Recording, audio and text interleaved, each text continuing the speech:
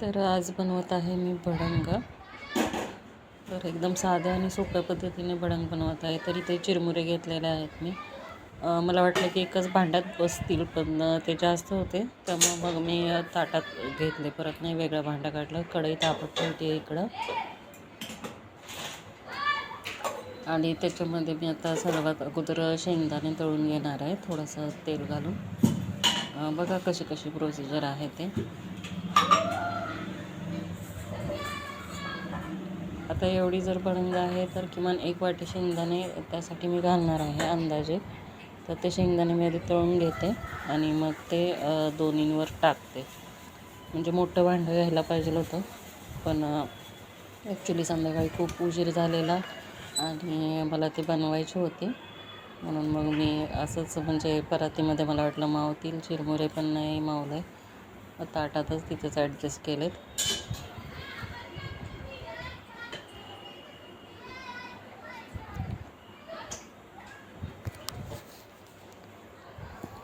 कारण काय बरेच दिवस झालेले आणून ठेवलेले, मग आज करू उद्या करू असं करत ते राहतच गेलेलं.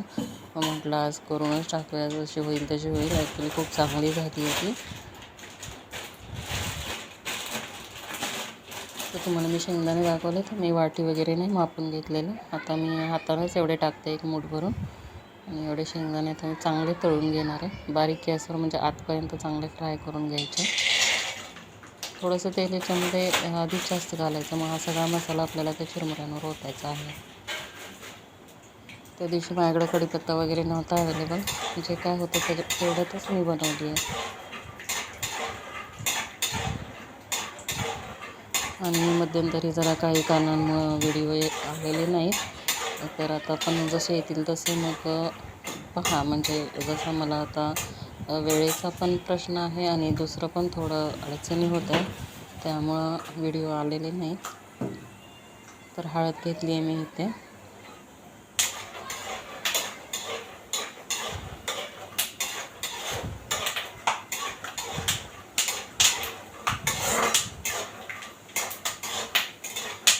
शेंगदाणे एकदम बारीक गॅसवर चांगले फ्राय करायचे, म्हणजे चांगले लागतात ते.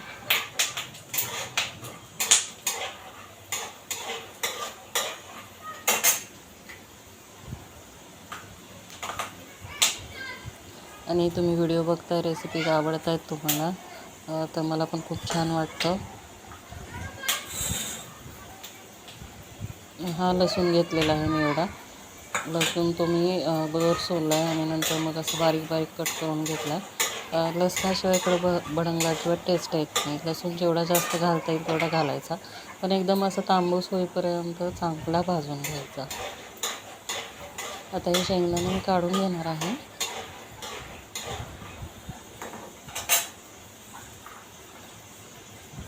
जास्त काही मसाले वापरलेले नाहीत मी. हळद, लाल मिरची पावडर आणि थोडासा चिवडा मसाला वापरला आहे.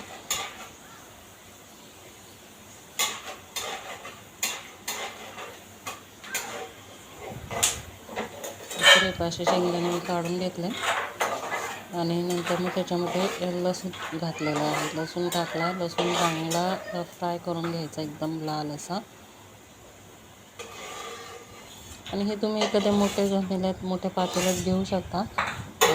तसंच करा, म्हणजे पातेल्यात घेते मी दरवेळी, पण मी नाही घेतलेलं. म्हणजे कसं तेच पातेलं परत आपल्याला गॅसवर ठेवून थोडा चिरमुरे पण आपल्याला गरम करतात. एकदम लसूण घातला आहे कढईमध्ये.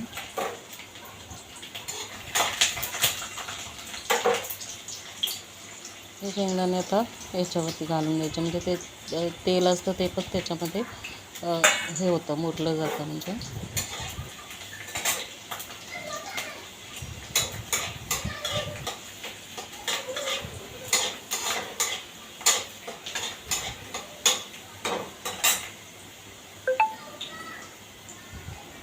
मी संध्याकाळी स्वयंपाक वगैरे झाल्याच्या नंतर मग हे बनवायला घेतलेलं होतं. कारण मग आपण जरी घरात नसलो तरी मग मुलांना थोडंसं काहीतरी असं खायला होतं थोडं.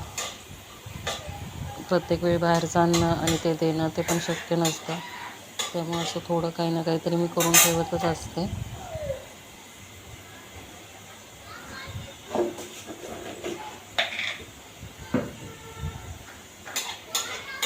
थोडे शेंगदाणे आणि लसूण भाजायलाच वेळ लागतो, कारण मी एकदम बारीक गॅसवर भाजलेलं आहे, म्हणजे त्याला चांगली टेस्ट येईल.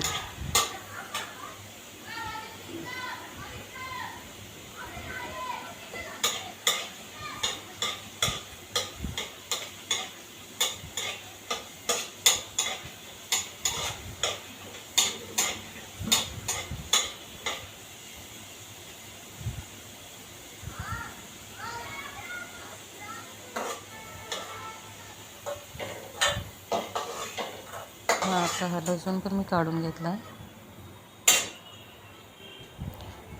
हे बघा, एवढा असा लाल होऊन द्यायचा आहे लसूण चांगला.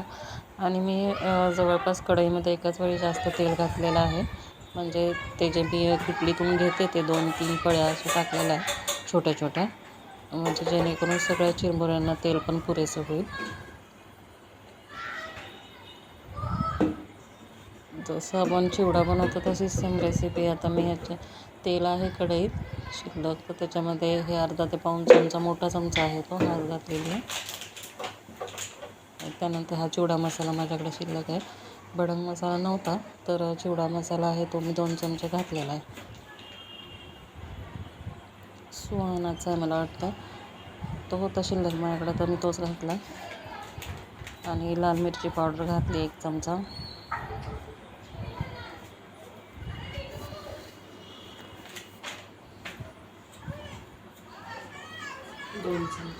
हे बघा, हे साधारण 2 चमचे मी घातलेले. मसाला आहे हा चिवडा मसाला, तर तेलातच घातला आहे. मीठ पण हे तेलातच घालायचं, अंदाजे घातलं आहे मी. पूर्ण भडंगचं घातलेलं आहे मीठ तेलामध्येच. दाखवते मी तुम्हाला किती घातलं ते.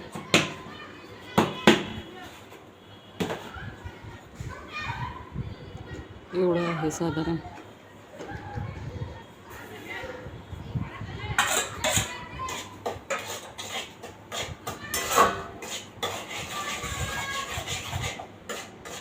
आणि याच्यामध्ये परत मग मी हे तेलात करपून द्यायचं नाही बघा. मी गॅस बंद केलेला आणि नंतर मग पेटवला परत गॅस.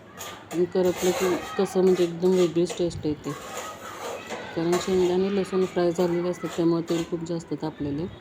तर मग हे हळद आणि पावडर असतात, हे मसाले लगेच जळतात.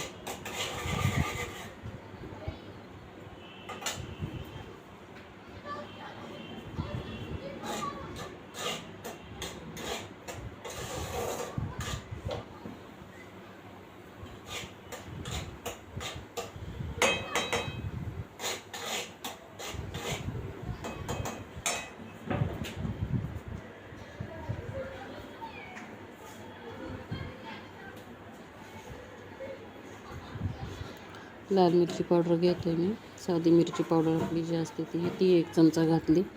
आणि हे सर्व मिश्रण जे आहे ते हे जे आपली चिरमुरे ठेवलेत पांढरे, त्याच्यावर ओतायचं आहे आणि मिक्स करायचं हाताने किंवा उलथण्याने. आणि नंतर परत तुम्ही ते कढईत चिरमुरे गरम करायचे आहेत. त्यासाठी घेतानाच मोठं भांडं घ्यायचं, म्हणजे पातेलं घ्यायचं, पातेल्यातच सगळे चिरमुरे घ्यायचे. म्हणजे मग ओतलं ना आपण हा सगळा मसाला की मग त्याच्यामध्ये तसंच पातेलं परत आपल्याला गॅसवर ठेवून चिरमुरे थोडे गरम करता येतात. त्याच्यामध्ये फक्त एकच गोष्ट स्किप झाली आहे, ती म्हणजे कढीपत्ता हवा होता. बघा, मी 1 चमचा लाल मिरची पावडर टाकली आहे त्याच्यात.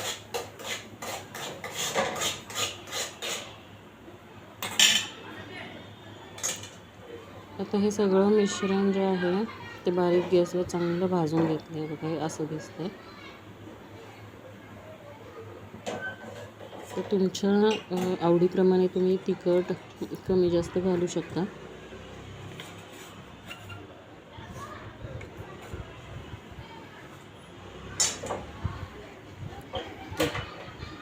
गॅस बंद केला मी आणि हे मिश्रण दोन्हीकडं अर्धा अर्धा घालून घेतलं, जेणेकरून ते तेल पण सगळं त्याच्यात आलं पाहिजे.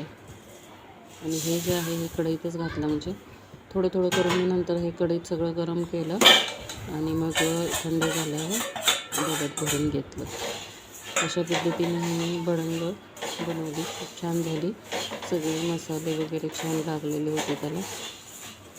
जास्त तेलकट पण नाही आणि जास्त असं तिखट पण नाही बनवलेली.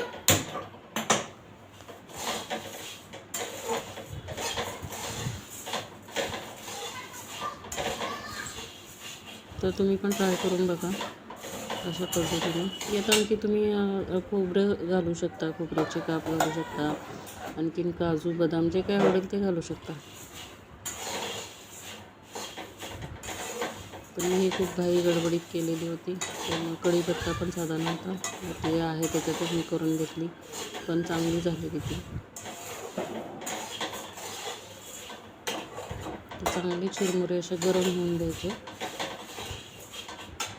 आता मला हे 2-2 वेळा करावं लागलं. कढई छोटी असल्यामुळं मोठं पातेलं पण होतं, पण तुम्ही घ्यायचं विसरले.